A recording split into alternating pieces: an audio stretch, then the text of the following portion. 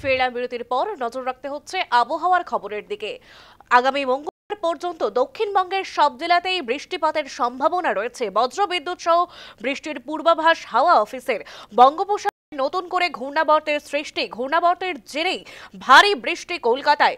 মঙ্গলবার পর্যন্ত দক্ষিণবঙ্গের সব জেলাতেই বৃষ্টি, বজ্র বিদ্যুৎ সহ বৃষ্টির পূর্বাভাস হাওয়া অফিসের।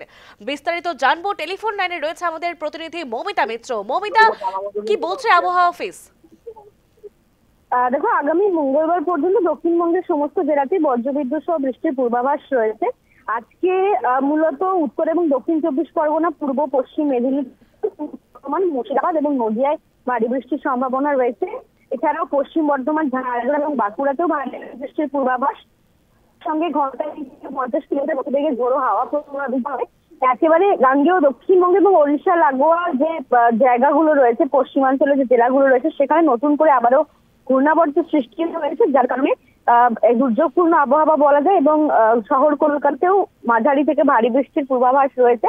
সব মিলে সকাল থেকেই মেঘলা আকাশ এবং বিক্ষিপ্ত বৃষ্টি ইতিমধ্যে শুরু হয়ে গিয়েছে। দিনভর এইরকমই আবহাওয়া বজায় থাকবে।